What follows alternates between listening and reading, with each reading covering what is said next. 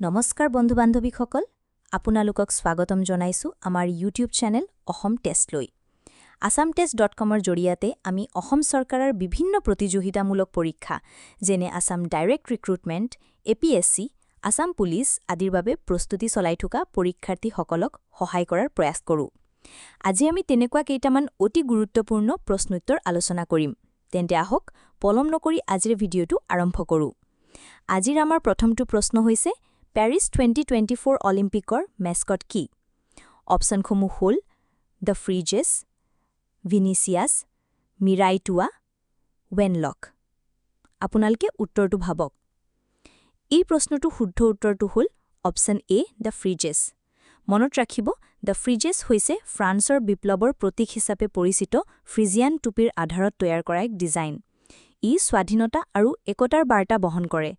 বাকি অপচনবোৰৰ ভিতৰত ভিনিচিয়াছ আছিল 2016 চনৰ ৰিঅ' অলিম্পিকৰ মেস্কট আৰু মিৰাইটুৱা আছিল 2020 চনৰ টকিঅ' অলিম্পিকৰ মেস্কট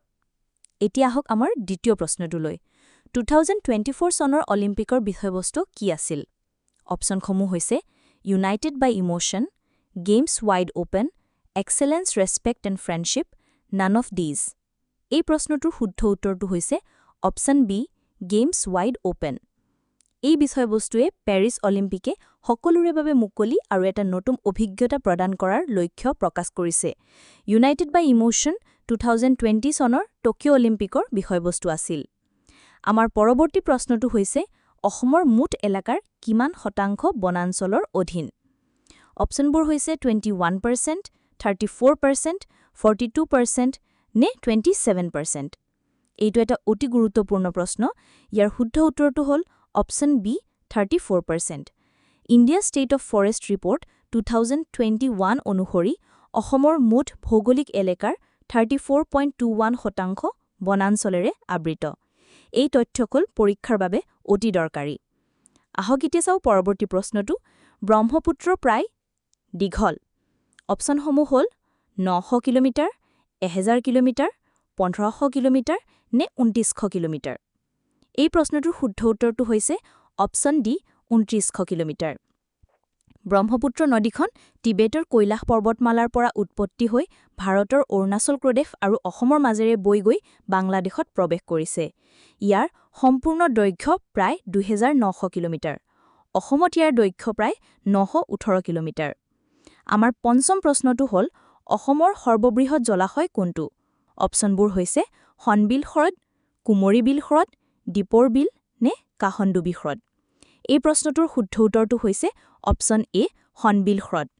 এই বিলখন অসমৰ কৰিমগঞ্জ জিলাত অৱস্থিত আৰু ই কেৱল অসমৰেই নহয় সমগ্ৰ দক্ষিণ পূব এছিয়াৰ ভিতৰতে অন্যতম বৃহৎ জলাশয়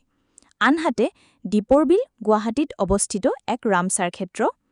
এতিয়া হওক আমাৰ পৰৱৰ্তী প্ৰশ্নটিলৈ অসমৰ কোনখন নদীত নদীৰ ডলফিনৰ বাবে জনাজাত অপচনবোৰ হৈছে কুলচি কৃষ্ণাই জিনাৰী নে কপিলি শুদ্ধ উত্তৰটো হৈছে অপচন এ কুলচি কামৰূপ জিলাৰ মাজেৰে বৈ যোৱা কুলচি নদীখন ব্ৰহ্মপুত্ৰৰ এক উপনৈ য'ত আপুৰুগীয়া গংগা নদীৰ ডলফিন বা শিশু পোৱা যায় এই ডলফিনসমূহৰ সংৰক্ষণৰ বাবে এই নদীখন অতি গুৰুত্বপূৰ্ণ আমাৰ সপ্তম প্ৰশ্নটো হৈছে অসমৰ কোনটো পাহাৰ বা অঞ্চলত লোহাৰ অক্সাইড পোৱা যায় অপচনবোৰ হৈছে চন্দ্ৰডিংগা পাহাৰ পাঞ্চৰত্ন পাহাৰ শ্ৰী সূৰ্য পাহাৰ নে নাকাকাটি পাহাৰ এই প্ৰশ্নটোৰ সঠিক উত্তৰটো হৈছে অপচন এ চন্দ্ৰডিংগা পাহাৰ গোৱালপাৰা জিলাত অৱস্থিত এই পাহাৰত লোহাৰ অক্সাইড বা আইৰণ অক্সাইডৰ ভাণ্ডাৰ পোৱা যায় আহক এতিয়া চাওঁ আমাৰ অষ্টম প্ৰশ্নটো কাঠনিবাৰী ঘাট নামৰ চুটি গল্প সংকলন কোনে লিখিছিল অপচনবোৰ হৈছে সৌৰভ কুমাৰ চালিহা মহিম বৰা মামণি ৰায়চম গোস্বামী নে হীৰেণ ভট্টাচাৰ্য এই প্ৰশ্নটোৰ শুদ্ধ উত্তৰটো হৈছে অপচন বি মহিম বৰা অসমীয়া সাহিত্য জগতৰ এজন প্ৰসিদ্ধ গল্পকাৰ আৰু ঔপন্যাসিক কাঠনিবাৰী ঘাট তেওঁৰ এখন অন্যতম বিখ্যাত চুটিগল্প সংকলন যাৰ বাবে তেওঁ 2001 চনত সাহিত্য একাডেমীৰ বঁটা লাভ কৰিছিল আমাৰ নৱম প্ৰশ্নটো হ'ল মাধৱদেৱৰ প্ৰথম সাহিত্যিক গ্ৰন্থ কি অপচনবোৰ হ'ল ৰামায়ণ অধিকাৰ অৰ্জুন ভঞ্জন জন্ম ৰহস্য নে নামঘোষা এইটো এটা অতি গুৰুত্বপূৰ্ণ প্ৰশ্ন ইয়াৰ শুদ্ধ উত্তৰ হ'ল অপচন চি জন্ম ৰহস্য মহাপুৰুষ মাধৱদেৱৰ দ্বাৰা ৰচিত প্ৰথমখন গ্ৰন্থ বুলি জনা যায় জন্মৰহস্যক। আনহাতে নামঘোষা তেওঁৰ শ্ৰেষ্ঠ কৃতি। আজিৰ বাবে আমাৰ অন্তিম প্ৰশ্নটো হৈছে শংকৰদেৱৰ প্ৰথম কাব্যিক ৰচনা আছিল। অপশ্যনবোৰ হ'ল কীৰ্তন, ৰুক্মিণী হৰণ, শ্যামন্তগ হৰণ নে হৰিশ্চন্দ্ৰ উপাখ্যান। এই প্ৰশ্নটোৰ শুদ্ধ উত্তৰটো হৈছে অপশ্যন ডি, হৰিশ্চন্দ্ৰ উপাখ্যান।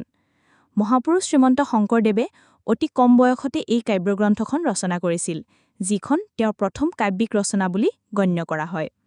আজিৰ বাবে এইকেইটাই প্ৰশ্ন আছিল। আপোনালোকৰ কিটা উত্তৰ শুদ্ধ হ'ল আমাক কমেণ্টত নিশ্চয় জনাব। এনেধৰণৰ আৰু ভিডিঅ'ৰ বাবে আমাৰ চেনেল অসম টেষ্টক ছাবস্ক্ৰাইব কৰিবলৈ নাপাহৰিব। আৰু যদি আপোনালোকে এইসমূহ পৰীক্ষাৰ বাবে অনলাইন মক টেষ্ট দিব বিচাৰে তেন্তে ভিজিট কৰক আমাৰ ৱেবছাইট assamtest.com। পুনৰ লগ পোৱাৰ প্ৰতিশ্ৰুতিৰে আজি বিদায় লৈছোঁ। ধন্যবাদ।